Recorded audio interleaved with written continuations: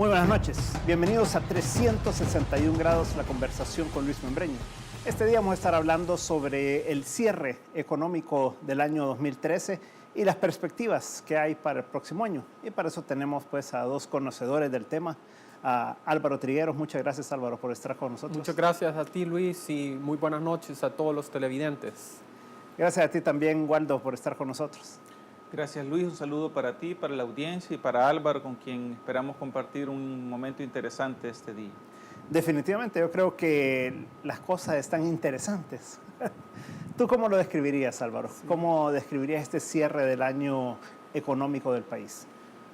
Bueno, tal como lo encontramos en el informe del tercer trimestre de coyuntura económica de FUSADES, lo que observamos es que las tendencias en el crecimiento siguen igual que la primera mitad del año. En promedio, la primera mitad crecimos a 1.5% y ya el indicador de ventas de la encuesta de dinámica empresarial de FUSADES refleja que el tercer trimestre está ligeramente debajo del segundo trimestre. Este indicador se comenzó a producir en 1989 y hoy nosotros estamos presentando el informe de coyuntura número 100. Y en todos estos años hemos observado que este indicador de ventas sigue muy bien el crecimiento económico. Entonces, eso nos permite a nosotros concluir que para el cierre del año continuamos con un crecimiento bastante bajo. Otro indicador que surge de las encuestas de FUSADES es el clima de inversión. El clima de inversión cayó drásticamente a finales de 2008 y 2009 y desde entonces se ha mantenido negativo hasta la fecha, con una característica preocupante, y es que cuando se les pregunta a las empresas cómo perciben el clima de inversión, lo que destaca, además de que el índice en términos netos es negativo, es que menos del 10% percibe que el clima de inversión es positivo. Menos del 10% de las empresas. O sea, el restante 90% o percibe que es negativo o lo ve igual.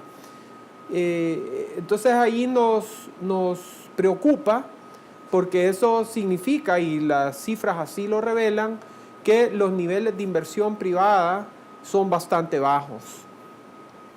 A ese clima económico de grandes agregados, vemos también que las remesas familiares apenas han crecido 1.3% hasta el mes de octubre. Y la inflación en El Salvador, también acumulada al mes de octubre, es de 0.5%, lo cual refleja que los niveles de demanda en el país están bastante bajos, ¿verdad? Eso es por el poco crecimiento del empleo a nivel global, el poco crecimiento económico. También vemos que las exportaciones están creciendo alrededor de, no me recuerdo, un 4, un 5%, pero es menos que lo que crecimos el año pasado. Entonces, es muy difícil que alcancemos un crecimiento de 1.9% como fue hace un año. Nos mantenemos con bajo crecimiento y paralelamente a esto, las finanzas públicas se han continuado deteriorando. El déficit fiscal y la deuda creció enormemente en 2009 y desde entonces la brecha entre los gastos, que son bastante más altos que los ingresos, se ha mantenido, y eso lo que implica es que la deuda sigue subiendo y la deuda de un gobierno la pagan todos los ciudadanos a través de los impuestos. Entonces nosotros ahorita, cuando la deuda del gobierno sube, estamos sembrando problemas hacia el futuro, y eso es lo que observamos en este fin de trimestre. Ok. ¿Tú cómo lo estás viendo el cierre del año, Waldo? Bueno, mira, Luis, nosotros hemos estado revisando los datos por sectores, ¿verdad? Como tú sabes, ANEP es una gremial que sus socios son 50 cámaras empresariales, entonces nos interesa ir a ver el detalle de los diferentes sectores. y no encontramos sectores con crecimientos altos, ninguno. Más bien, los sectores más importantes como el agrícola, la industria, están creciendo abajo del 1% en los primeros 9 meses que va este año, el último dato disponible que se tiene del IBAE, y lo mismo sucede con el sector comercio, y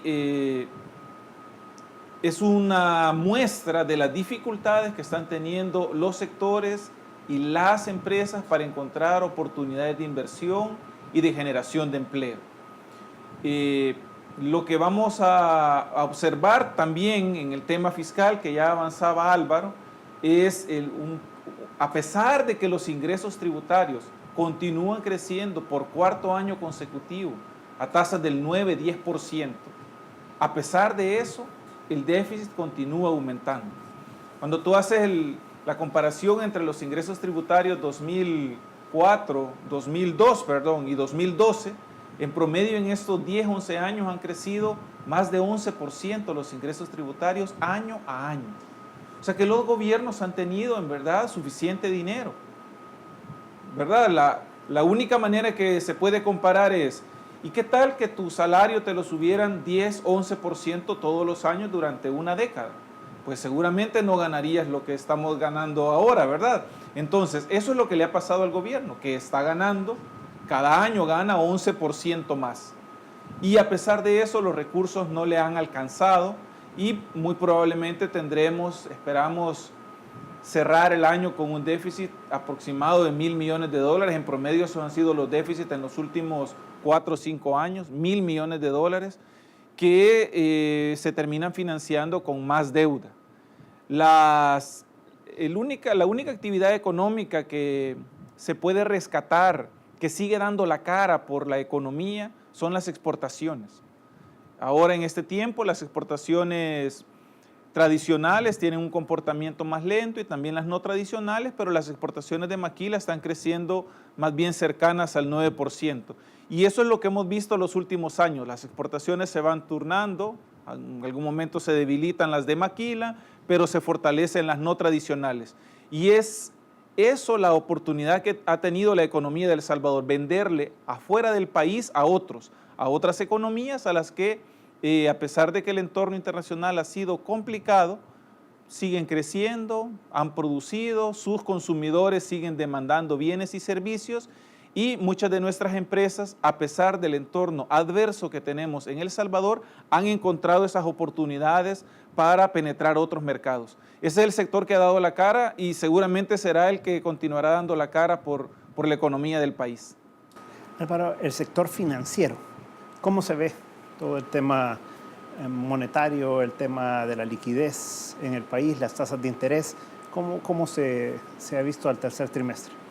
Sí, bueno, el sector financiero es un sector muy interesante porque a pesar de las dificultades que se han observado tanto a nivel internacional pues, como a nivel nacional, ha sido un sector que ha mantenido su solidez. De hecho, sus niveles de mora, o sea, la mora en el sector bancario ha venido disminuyendo, ya está cercano al 3%. También las reservas de liquidez son suficientemente altas, hay bastantes reservas en la banca, o sea, es una banca líquida, y en este último 12 meses ha tenido un repunte, digamos, en el crecimiento del crédito, como que ya pasó el susto que hubo en la crisis de 2008-2009, donde se recogieron bastante, los bancos se hicieron muy conservadores y su política de crédito era más estricta. Ahora ya llegaron a un momento en donde quizás los clientes, los deudores, consumidores o empresas han bajado su nivel de deuda y entonces tienen capacidad para adquirir deuda nueva. Ahora, lo que se observa es que el crédito que está creciendo más es el crédito de consumo. Entonces, como que eso le ha puesto un límite al crecimiento del sector, porque lo que más puede crecer hacia futuro son las inversiones. Y eso ahorita todavía se encuentra bastante deprimido. Ahora, los depósitos no han crecido mayor cosa, ¿verdad? O sea, ha venido creciendo, como tú decís, bastante significativamente el crédito a consumo en particular y el crédito en total, pero los depósitos como que tienden a mantenerse bastante relegados en su crecimiento, ¿verdad? Sí, ahí es difícil pues encontrar una explicación. Sí se observó algo hace algunos años que con las tasas de interés de largo plazo estaban un poco más altas, entonces era más atractivo tener la gente que tiene ahorros tenía depósitos a plazo, pero en los últimos 2-3 años con la caída en las tasas de interés del ahorro, entonces se ha visto una reducción en los depósitos a plazo.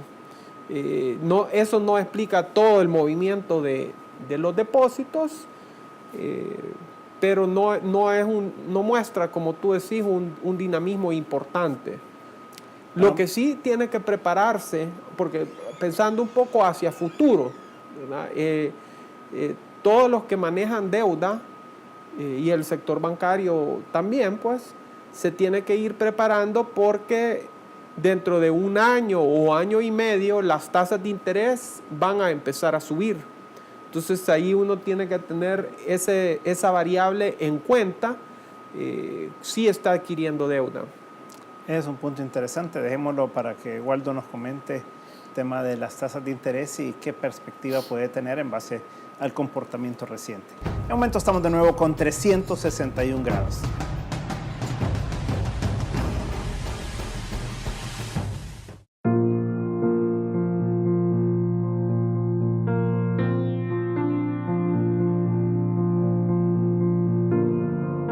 Los salvadoreños enfrentamos hoy grandes problemas, pero para los salvadoreños los problemas siempre han tenido solución.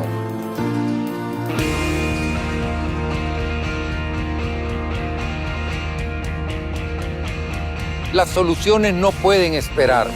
Por eso, para mejorar tu vida, hemos presentado el plan Soluciones 100 días.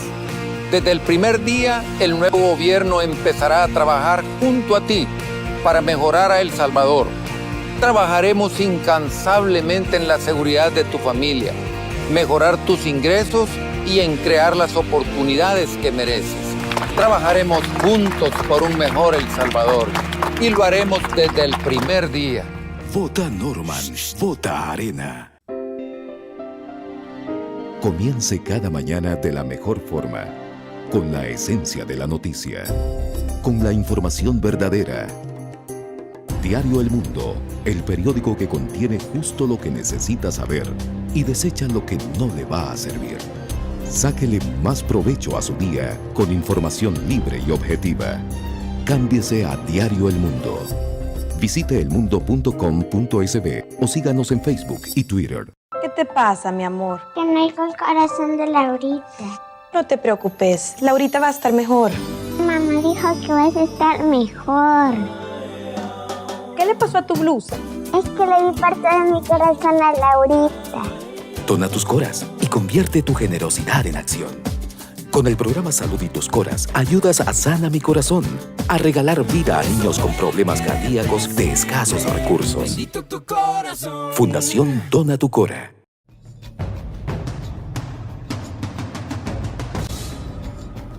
Estamos conversando sobre la situación económica en el país y decíamos que las tasas de interés son un elemento interesante a considerar, Waldo. A mí me llama la atención que a nivel internacional ya se comienza a tener cada vez más claro que la tendencia va a ser hacia ir subiendo las tasas de interés. Estamos a las puertas ya del cambio de presidencia de la Reserva Federal y uno de los elementos importantes es qué va a pasar con la emisión monetaria de los 85,000 millones de dólares que hace mensualmente la Reserva Federal en Estados Unidos y ese impacto que va a tener esa decisión sobre las tasas de interés internacionales. Entonces, también nos explicas un poco cuál es tu visión sobre eso y qué impacto podría tener eventualmente un incremento de tasas de interés en El Salvador, ¿verdad? Fíjate, Luis, que el tema de tasa de interés en el día a día a las familias y a las empresas les impacta porque tiene una relación directa con el pago que se hace por cualquier préstamo que se ha contratado, o incluso por las expectativas que pueden haber hacia futuro, como ya mencionaba Álvaro, de que ese servicio de la deuda puede aumentar cuando el escenario nos lleve a mayores tasas de interés. En El Salvador, desde la crisis, tenemos tasas de interés que han ido a la baja, en promedio no más allá del 6%, 6,5%, ahora estamos en 5,80%, tasas realmente bajas. Sin embargo, para las empresas, más que la tasa de interés, lo relevante en este tiempo y en el tiempo que viene han sido cuál es la posibilidad de accesar al crédito. Porque eso ha sido hasta ahora uno de los factores que más ha influido en las posibilidades de inversión. Para una persona decide invertir, por supuesto que tiene que ver con muchos más aspectos. Uno de esos aspectos es la tasa de interés, pero más importante que eso, ¿cuánto dinero me puede dar la banca para impulsar mi proyecto? Aunque las tasas están bajas y parecería que por lo tanto el costo financiero es bajo, si no hay acceso al crédito, no se mueve la economía. Y lo que nos ha pasado es que, a pesar de que se aprobó una banca de desarrollo y que está funcionando de hace 2 o 3 años, los más pequeños, los que tienen dificultades para presentar garantías, estos no tienen una manera de accesar al crédito en la banca formal. Tanto que una nueva propuesta de ley que está presentando el gobierno para la pequeña empresa tiene considerado en sí mismo un fondo que se suponía que ese fondo iba a ser, o esa función que va a realizar este fondo, iba a ser atendido por la banca de desarrollo. Pero como resultamos creando una banca de desarrollo similar a lo que funcionaba antes, pues no ha pasado nada y los pequeños empresarios tienen dificultades para acceder al crédito y invertir y generar empleos. Ahora, si el escenario que se espera a futuro está relacionado con una alza en las tasas de interés, pues lo que nos afectará tiene relación con que habrán más dificultades para accesar al crédito. Álvaro, ¿qué te parece a ti la elección de la nueva presidenta de la Reserva Federal? Y porque ya está claro quién es la nueva presidenta. Y por el otro lado, el movimiento que puede haber sobre el famoso QE3, ¿verdad? Que es esta emisión de dinero mensualmente. Sí. Bueno, lo que ha dicho el Consejo de la Reserva Federal en Estados Unidos, donde la señora Janet Yellen es una de las gobernadoras y la próxima presidenta de la Reserva Federal de Estados Unidos. Por primera vez una mujer, ¿no? Por primera vez una mujer, así que ya no van a poder decir el chairman, sí, ¿verdad? Sino que la chairwoman. Entonces ella es más inclinada a mantener la facilidad cuantitativa, que es lo que se le llama a esas grandes emisiones de liquidez que hace la Reserva Federal, que inyecta mucho dinero a la economía y es lo que ha ayudado a mantener bajas las tasas de interés de largo plazo, que es una medida bien inusual de parte de la Reserva Federal, porque normalmente el objetivo ha sido las tasas de interés de corto plazo. Entonces, esta es una medida extraordinaria para contrarrestar el gran impacto que ha tenido la crisis financiera que reventó en 2008 y 2009 y que la recuperación ha sido lenta en Estados Unidos. En Europa todavía se agudizó más la crisis y todavía están luchando por salir. Aún así, la Reserva, Banco Central Europeo, hace un par de semanas también bajó las tasas de interés y está considerando otras medidas para inyectar más liquidez. Aunque debido a que Europa ya salió de la recesión y en Estados Unidos el crecimiento se mantiene relativamente bueno, no alto, porque no es un crecimiento alto, y eso hace que el desempleo, la tasa de desempleo no baje lo suficientemente rápido. Entonces todavía hay una gran cantidad de desempleo en Estados Unidos. Quizás por eso mismo las remesas familiares aquí crecen poco, ¿verdad? Entonces la visión de la señora Janet Yellen es un poco keynesiana en ese sentido, que va a preferir mantener las tasas bajas hasta que no vea una buena evolución en el mercado de trabajo, o sea, en el empleo en Estados Unidos. Ella es así como más a favor de la política monetaria expansiva. Sin embargo, pues dentro de la misma Reserva Federal hay algunos que son más conservadores y ese debate siempre se va a mantener. Entonces, a nosotros, pues, ¿para qué es relevante todo esto en El Salvador? El impacto que lo vamos a ver va a ser a través de dos vías. Pero yo esperaría por las declaraciones que ha hecho la señora Janet Yellen, que no van a comenzar a subir las tasas de interés sino hasta finales de 2014 o 2015. Eso nadie lo puede predecir, pero por ahí van los últimos pronunciamientos, y eso quiere decir entonces que las tasas de interés van a subir, ¿verdad? El otro fenómeno que todavía es difícil de interpretar a nivel internacional es cómo es posible que se esté inyectando tanto dinero a la economía mundial, porque Estados Unidos no solo es Estados Unidos y la política monetaria de Estados Unidos, o sea, eso es chorro de dólares que se inyecta, se va a Estados Unidos y al resto del mundo. Y sin embargo, los niveles de inflación son bajos, están por debajo de la meta que tiene la Reserva Federal, por ejemplo, de 2%. O en el caso de Europa también anda una meta alrededor de 2% y las tasas de inflación andan cerca de 1%. Entonces estamos viendo un fenómeno de una inflación muy baja, parecida a lo que experimentó Japón en los 90s, donde pues casi una estanflación se le llama, poco crecimiento y poca inflación, que le ha costado a Japón años para poder salir de eso. Entonces, tenemos ese interrogante: ¿qué está pasando en el mundo? Si estamos en una estanflación, por más que se le inyecta dinero, los precios no suben.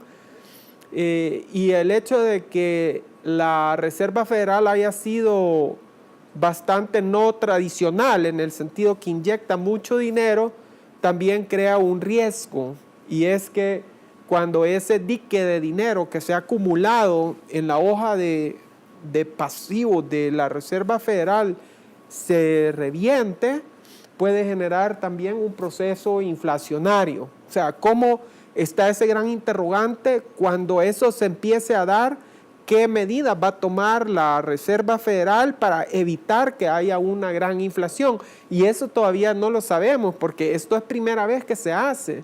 Entonces, ahí hay riesgos, pero ustedes saben, porque han estudiado economía y saben de finanzas, de que con estos temas, si uno quiere que le vaya bien, siempre tiene que ser conservador.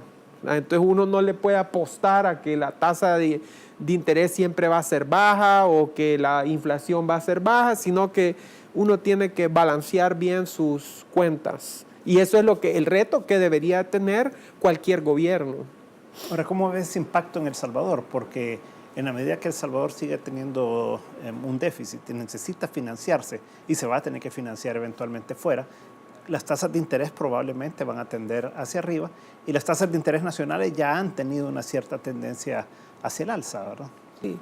Bueno, con el deterioro de las finanzas públicas, lo que se le llama el riesgo país para El Salvador ya aumentó, y eso hace que la tasa que tengamos que pagar esté arriba de lo que paga el referente, que son los bonos del Tesoro de Estados Unidos a 10 años. Entonces ahí nosotros ya estamos más alto que hace 10 años, donde El Salvador tenía buena clasificación de riesgo. Eso implica que al gobierno le sale más caro endeudarse. También por este fenómeno que se está dando, donde ya hay una expectativa. En economía las expectativas juegan mucho, ¿verdad?, en las decisiones que toman los individuos. Entonces, ya hay una expectativa de que las tasas de interés van a subir. Entonces, eso dificulta la colocación de bonos de deuda de largo plazo a una tasa de interés fija. Porque si alguien compra bonos en este momento y la tasa de interés sube, el valor del bono se le va a venir para abajo. Entonces va a perder, va a tener una pérdida de capital. Entonces, ya en este momento, colocar deuda a nivel internacional le va a salir caro, no solo a nuestro gobierno, sino que a cualquier otro país.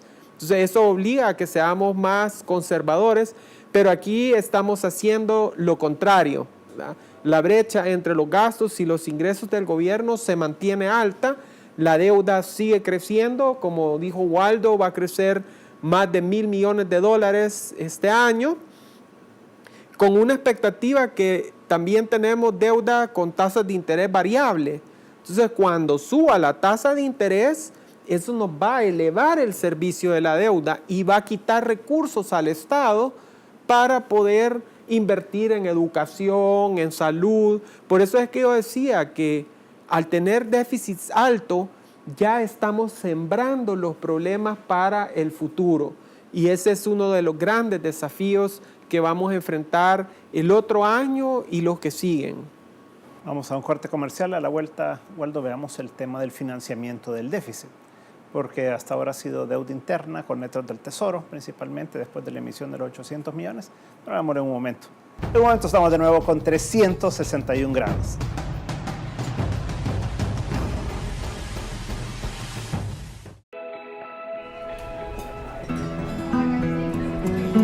Esta Navidad, ¡Hola familia! ¿Cómo están? claro que puedes reunir a toda la familia.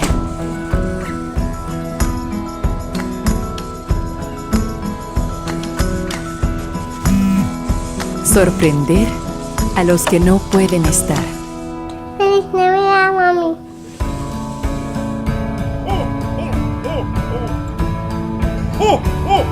Seguir creyendo. Y revivir lo mejor del año. Porque el poder de la Navidad es claro, claro que sí. Comience cada mañana de la mejor forma, con la esencia de la noticia, con la información verdadera. Diario El Mundo, el periódico que contiene justo lo que necesita saber y desecha lo que no le va a servir. Sáquele más provecho a su día con información libre y objetiva. Cámbiese a Diario El Mundo. Visite elmundo.com.sb o síganos en Facebook y Twitter.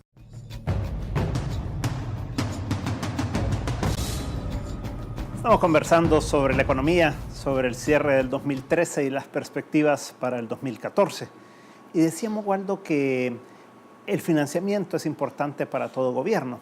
En El Salvador, en el 2013, pues después de usar los 800 millones de dólares que le dio la Asamblea Legislativa, el gobierno ha ido reutilizando todo eso a través de letras del Tesoro nuevas que ha ido emitiendo. Entonces, ¿cuál es tu visión? Las letras del Tesoro han venido subiendo en sus tasas de vencimiento. Hace un par de semanas estuvo a 4.20, más o menos ya la tasa de interés, después de que en el 2010 llegó a 0.8% el rendimiento de esas letras del Tesoro. ¿Cómo ves eso y cómo ves las posibilidades de que el próximo gobierno pueda financiarse a nivel externo con las limitantes que tiene el país? Mira, Luis, hace unas semanas hicimos un foro, en ANEP organizamos un foro con los candidatos a la presidencia de la República. A ellos se les hicieron preguntas por tema, ¿verdad? Los temas de empleo, de seguridad, de educación y el tema fiscal. Se diseñó una pregunta o 5 preguntas para cada tema, de tal manera que cada candidato tuviera una pregunta diferente. Una de las preguntas que hicimos tiene relación con lo que se nos viene en los próximos años. Una manera de proyectar el financiamiento que requerirán los proyectos sociales que el presidente ha incluido en la Ley de Desarrollo Social estamos hablando de alrededor de $1.000 millones en el siguiente quinquenio. Y si mantenemos el esquema de subsidios, que todos los candidatos han dicho que lo van a mantener, estamos hablando de $2.000 millones adicionales. Y el costo de las pensiones, tanto de pagar las pensiones del antiguo sistema como de servir la deuda que se ha venido acumulando, son alrededor de $5.000 millones. Entonces, estamos hablando de $8.000 millones. Eso es una tercera parte de la economía, es más del 50% de la deuda que ahora mismo tiene el país. Y hasta ahí estamos hablando de necesidades casi de gasto corriente. O sea, no hemos incluido ningún proyecto de inversión, cómo financiar escuelas, hospitales, carreteras. Ahí no está nada de lo que es inversión dura. Entonces, ¿por qué me parece relevante este tema? Porque si el escenario internacional nos plantea mayores tasas de interés, El Salvador además tiene en contra haber aumentado su riesgo. Como ya lo explicaba Álvaro, ahora somos más riesgosos y por lo tanto la deuda nos cuesta más. Ha aumentado al menos 3 puntos la tasa que se paga por la emisión de corto plazo. Lo que se puede prever, Luis, es que el gobierno va a tener serias dificultades para obtener financiamiento en los siguientes años. Hasta ahora las principales fuentes de financiamiento para estos rubros que he mencionado han estado en el otorgamiento de préstamos y autorización de emisión de bonos por parte de la Asamblea Legislativa y el tomar dinero de los fondos de pensiones. Los fondos de pensiones tienen acumulado una deuda, una parte importante de la deuda del fisco. Estamos arriba de los $4.000 millones. Es la mitad, más de la mitad de los ahorros que tenemos los salvadoreños y con eso se ha estado financiando, pero el flujo que generan los fondos de pensiones ya no va a ser suficiente para financiar los requerimientos que tiene el gobierno para pagar pensiones. Ya no va a ser suficiente. Por lo tanto, van a casi solo y los letes, Luis, tú sabes que tiene un límite por ley, un límite que queda reflejado cuando se aprueban todos los años el presupuesto general de la nación.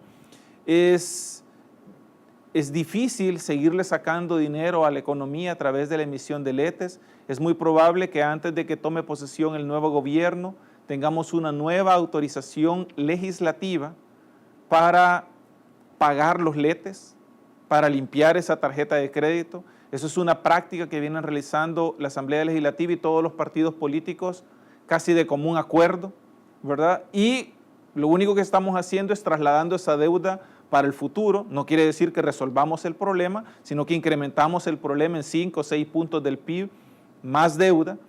Y entonces lo que vamos a tener es un escenario en que el gobierno va a tener más dificultades para acceder al financiamiento. Y si lo hace, lo va a hacer a tasas de interés mayores que vamos a terminar pagando los salvadoreños. ¿Tú cómo ves, Álvaro, las posibilidades de financiamiento del próximo gobierno? Porque estamos a las puertas ya de las elecciones. En febrero van a ser las primeras, si hay segunda vuelta en marzo, y el próximo gobierno asume el 1 de junio. Entonces va a estar a la mitad de la ejecución del presupuesto de 2014. ¿Cómo ves las posibilidades de que pueda financiarse el próximo gobierno? Por un lado con letras del Tesoro y por el otro lado con eurobonos o con Banco Mundial, BID, alguna otra fuente de financiamiento. Sí. Bueno, en primer lugar, creo que el financiamiento solo se puede ver acompañado de medidas para corregir el problema de fondo, ¿sí? El problema de fondo es la brecha que existe entre los gastos y los ingresos. Entonces, ¿eso qué significa? Hay gente que le tiene miedo a las palabras porque involucra sacrificio y involucra esto que se llama el ajuste fiscal, ¿verdad? Pero a nivel individual, cualquiera entiende que si uno se excedió en los gastos por mucho tiempo, tiene deuda, tiene acumulado saldo de tarjetas de crédito y si no hace algo, va a entrar en problemas, le van a embargar bienes, la casa o el carro, lo que sea, ¿verdad? Entonces uno se tiene que ordenar, ese es el ajuste, y eso significa reducir el gasto y aumentar los ingresos. En el caso de una persona, pues uno tiene que recortar gastos en cosas extras, bienes suntuarios o las cosas que necesita menos en el corto plazo. O sea, lo último que recorta uno es la comida, ¿verdad? La comida, el agua, pero otras cosas las va recortando, dejando lo más importante de último. Pero eso significa sacrificios. Y una persona puede elevar sus ingresos trabajando más, buscando otro empleo. Hay gente que a veces tiene 2 trabajos, ¿verdad? Trabaja el fin de semana, busca cómo salir adelante. En el caso del gobierno es diferente. El caso del gobierno tiene que reducir sus gastos, significa reducir políticas, ¿verdad? Significa invertir menos en infraestructura, en carreteras, o significa recortar algún gasto, que puede ser gastos en publicidad o viajes, y si eso es muy poco, pues entonces tiene que empezar a pensar en qué políticas va a recortar o si va a recortar empleo. Mientras eso no lo haga, entonces conseguir financiamiento va a ser difícil. Pero, ¿cómo hace el gobierno para aumentar sus ingresos? Impuestos, ¿verdad? O sea que se tienen que hablar de incremento de impuestos. Uno dice, bueno, ¿y qué impuestos va a subir? Entonces ahí a nadie le gusta hablar de eso. Eso es tabú. No le gusta a nadie. Pero hay otra forma de incrementar los ingresos y es con el crecimiento económico. Ahora, el crecimiento económico no se da por arte de magia. Tiene que haber alguna especie de acuerdo nacional.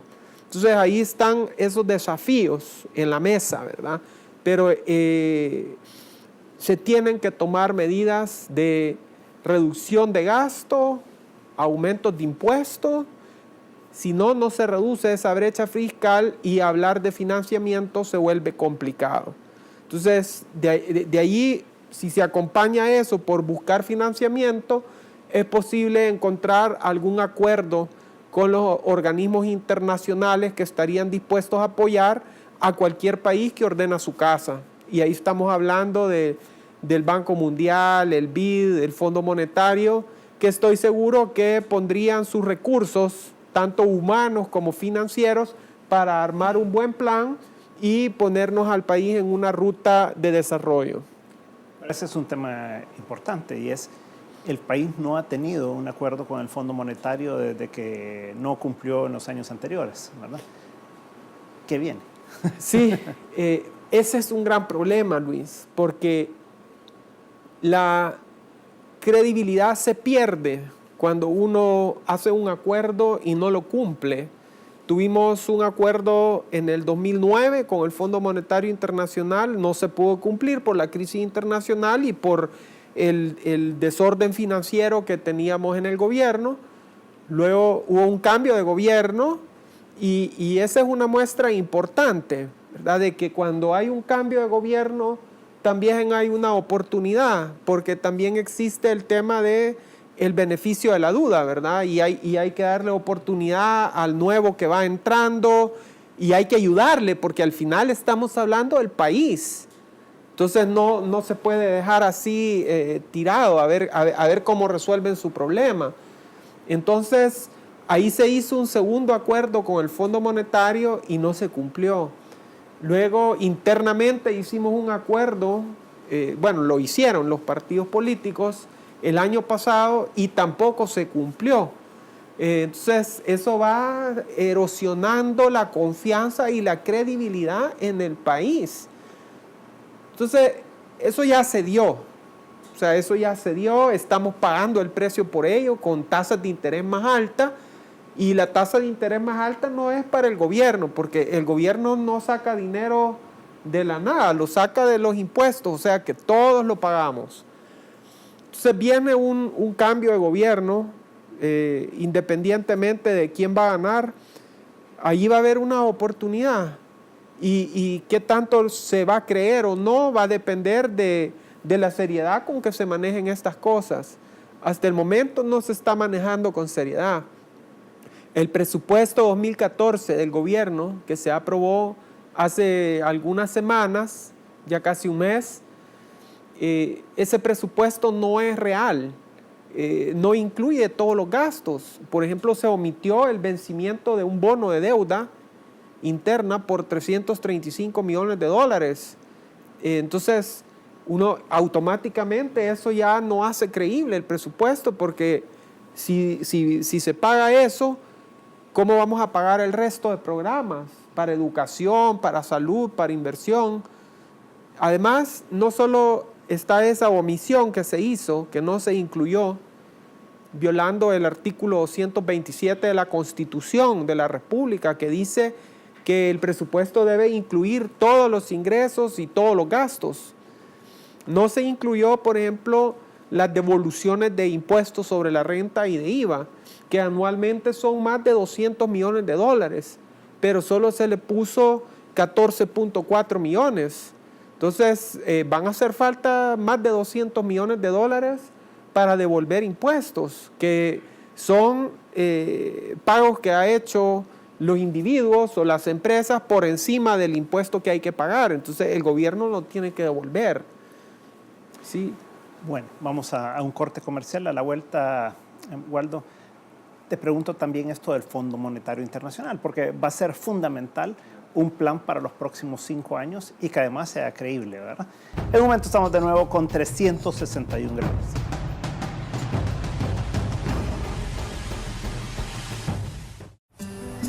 Mis deseos de triunfar los han inspirado para apoyarme desde que comencé. Me conocen y yo a ellos. Son buena gente, me atienden muy bien.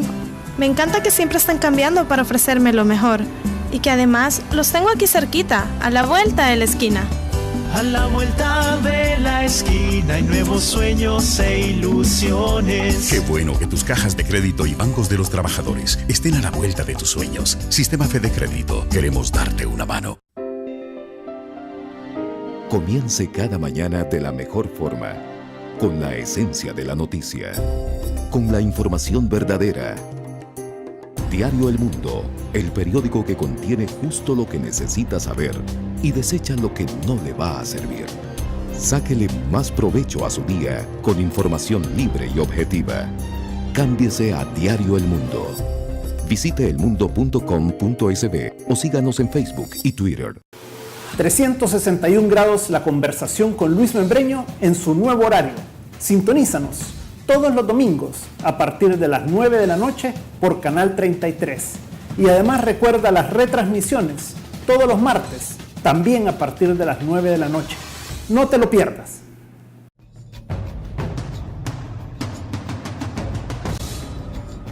Estamos llegando al último bloque del programa. Hemos venido conversando sobre la situación económica del país y estamos viendo un poco hacia adelante. O sea, qué es lo que va a encontrar el próximo gobierno y qué perspectivas hay para 2014.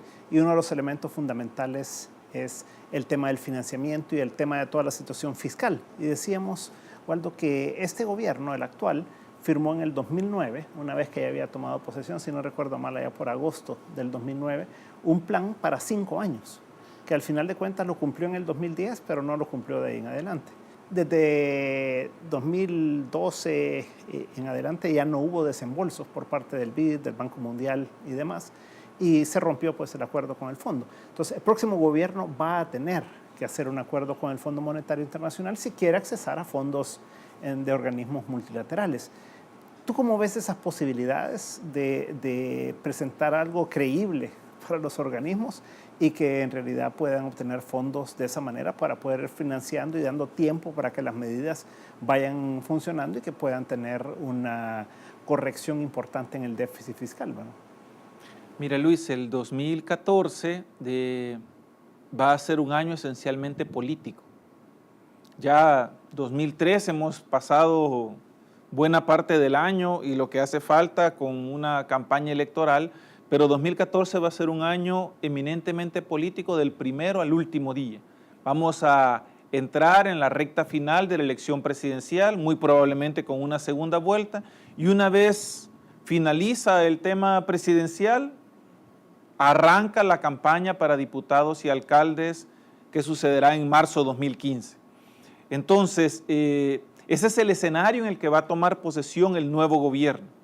El nuevo gobierno toma posesión hoy y 8 meses después tiene y enfrenta una nueva elección y por lo tanto el margen político para lograr acuerdos está bastante cerrado. La palabra clave, en verdad, tú la has mencionado, credibilidad. Presentar algo que sea creíble, presentar un plan que parezca y que cuadren los números, que parezca de verdad y que cuadren los números. En ese sentido, el presidente que gane va a tener la tarea para su partido y para los demás partidos políticos de armonizar un plan que permita o que contenga las tentaciones de los mismos políticos de gastar mucho dinero en los siguientes 8 meses porque estoy en campaña electoral.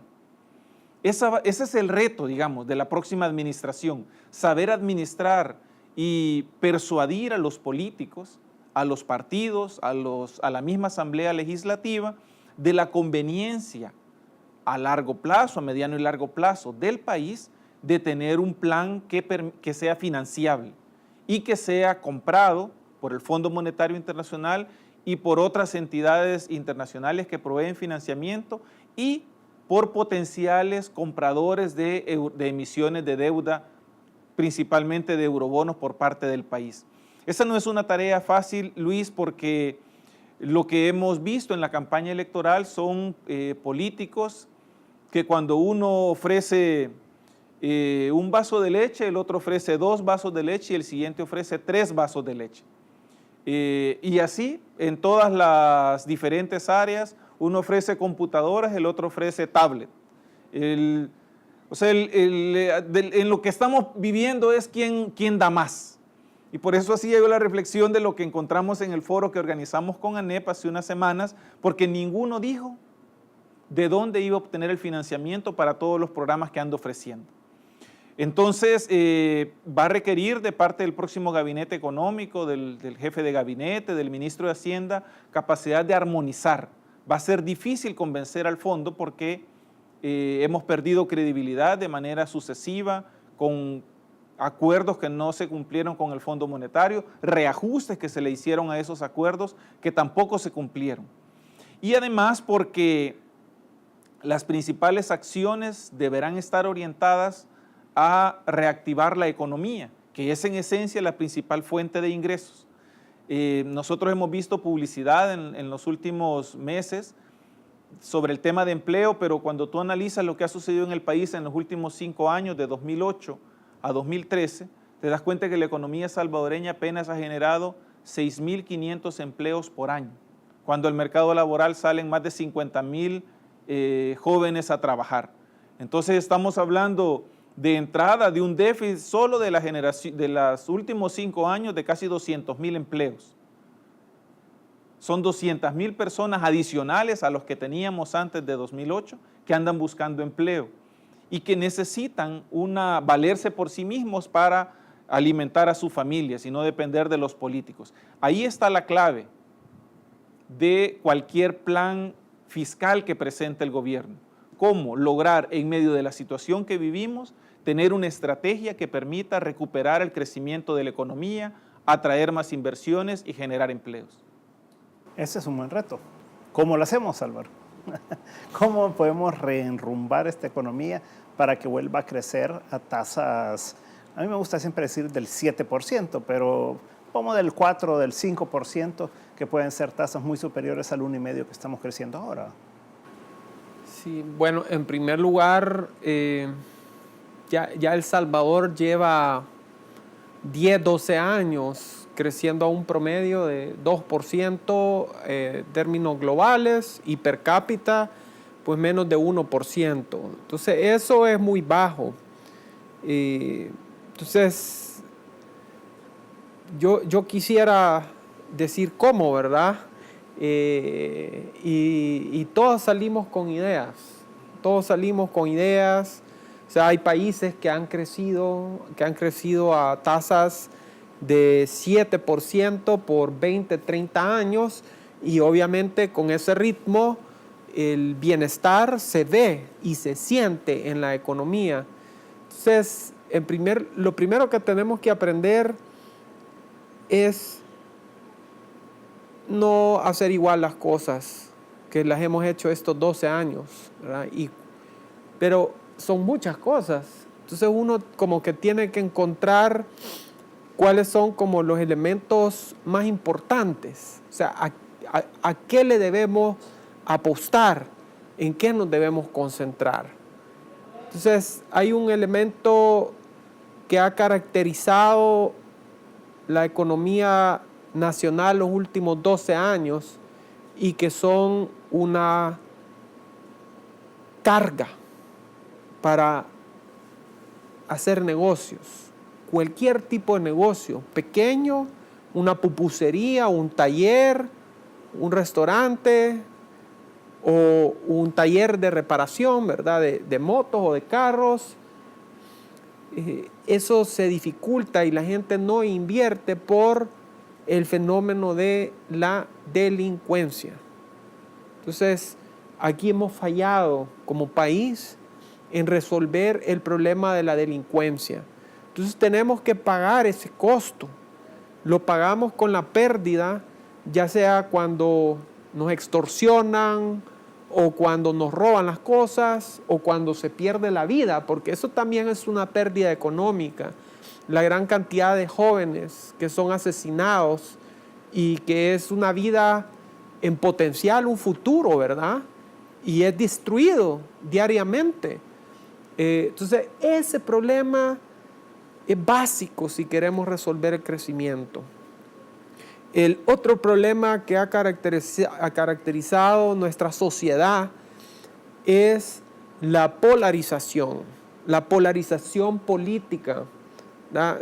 Que se refleja en esto, que ya no hay razón en la política, o sea, ya no hay raciocinio, sino que todo se basa a partir del sentimiento y ganar los votos de la gente con el sentimiento, ofreciendo más, o ofreciendo más beneficios o ofreciendo más insultos sobre el que se opone, ¿verdad? Al que piensa diferente.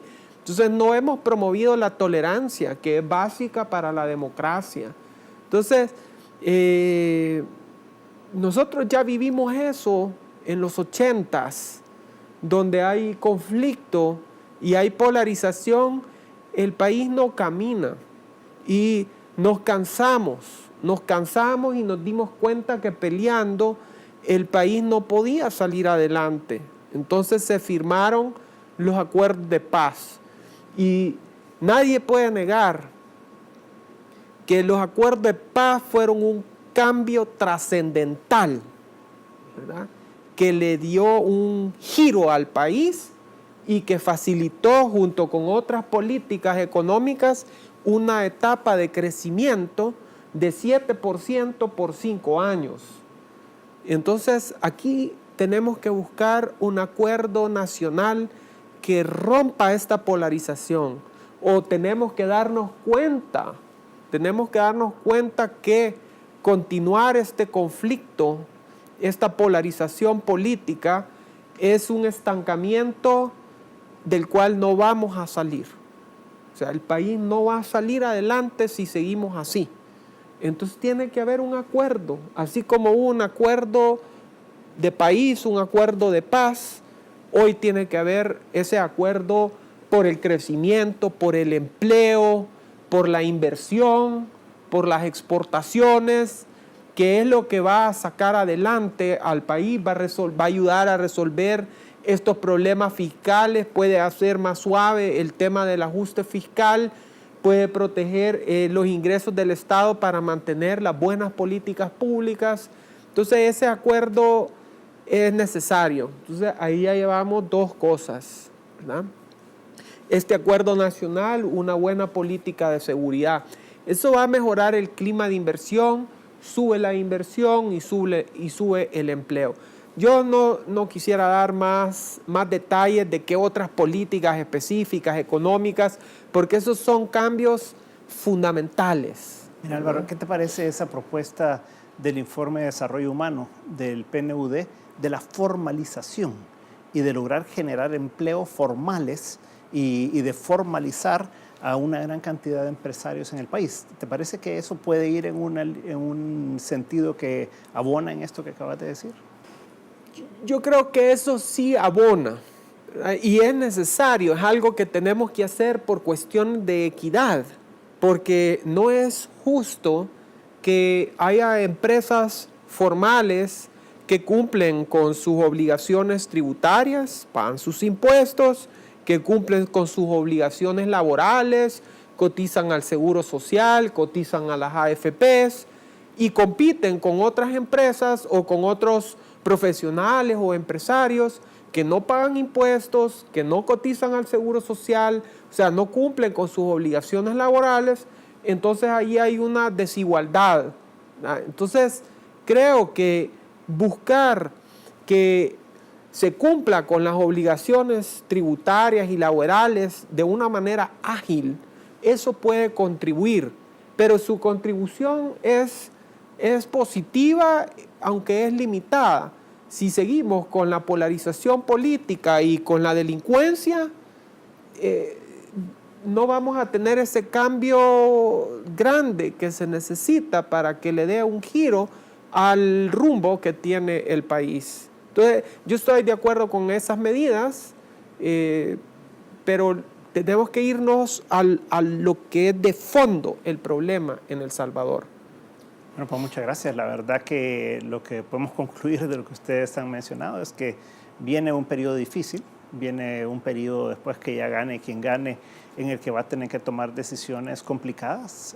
Se necesita de un gran acuerdo nacional, se necesita resolver problemas como el de la delincuencia y la inseguridad que vive nuestra gente, se necesita empleo, se necesita buenos empleos formales, como lo que se ha planteado por el PNUD también, se necesita resolver el problema fiscal del Salvador, se necesita más ingresos, pero por la vía de un mayor crecimiento económico principalmente, se requiere de ajustar los gastos también, no podemos seguir gastando de la manera que estamos haciendo, pero necesitamos invertir más al mismo tiempo en nuestra gente. Entonces, tiene que haber todo un replanteamiento realmente en nuestra economía y es una gran oportunidad la que viene en el 2014. Así que esperemos que los candidatos a la presidencia y los partidos políticos se pongan de acuerdo en lo que necesitamos como país, porque de otra manera creo que la realidad va a obligar a tomar decisiones que de otra manera no se hubieran tomado. Así que muchas gracias a los dos.